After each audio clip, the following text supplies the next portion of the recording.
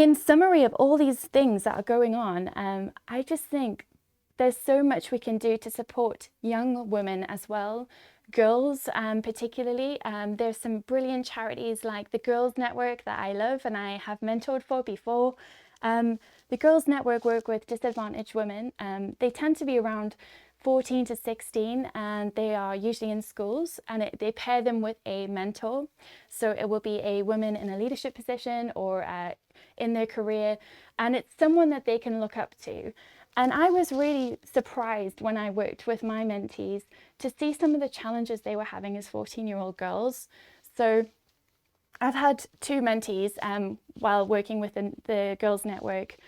One of the mentees was working every hour under the sun on the weekend and managing their schoolwork because of their parents' financial situation. I loved the independence of this young woman. She was working so hard, but her confidence was so low. At the same time, she had a lot of difficulties with boundaries with her friends, with saying no, with choosing what was right and wrong. She knew innately what was important to her and what her values were, but she didn't know how to communicate that with other people. And that was something we worked on together. But it made me think about some of the pressures on young women, pressures on, feeling like you have to share a picture that's inappropriate if you want someone to like you, feeling like you have to wear makeup because if you don't wear makeup then you're not valued, feeling like if you're not white then you're not enough. This is something that's been coming up a lot in some of the conversations this week, is this idea of white being pure, and this is such an outdated belief. I think it's been really sad to hear some of the stories this week of women of colour saying how they have felt that they are not valued or they're not represented. And it's so true. Looking at, the panelists around us, what are we doing to actually speak up for all of these issues? One of the things that breaks my heart with some of the mentees I work with is the idea that young women cannot put a picture on social media without a filter. And that I just find so scary, that we can't even be ourselves online and in person as well.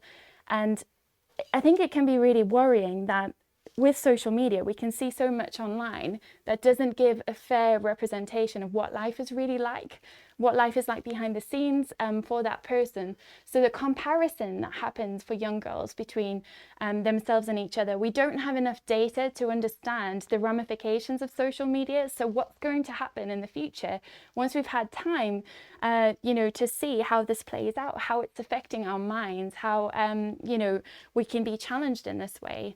So another thing that I wanted to say about the Girls Network was just the work they do is incredible, but seeing young women who, when you ask them what are their aspirations, what do they want to do, they saying, well, I want to be a piano teacher, I want to be a dancer, I want to do this. Let girls choose what they want to do. Those were my dreams. When I moved to England at 14, I remember being asked in school, what do you want? And all I had said was, I want to be a mother.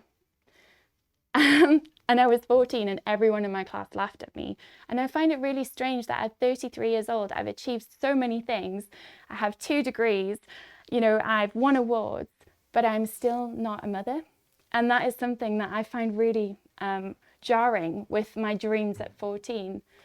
And similarly, I wanted at 16 to do hair and beauty. I wanted to nurture people, to look after them, to make them feel special. But my grades were okay, they were good. So I went and did A-levels and I hated it. And even now at 33, I would still love to do hair and beauty. I would love to work in costume or theatre design.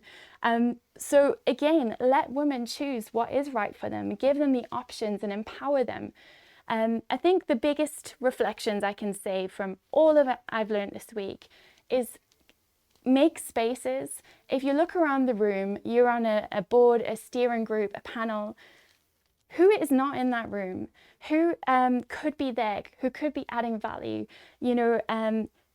Don't make decisions and policies about people that you don't understand what they're really going through. We see this with ableism. We see this with things like disabled toilets. designing disabled toilets in buildings, but there's no way for someone who's disabled to get into that toilet without a support worker with them because they can't actually open the door. There's so many little things like this where people are making decisions and not asking those who really need that support to work through what they really want.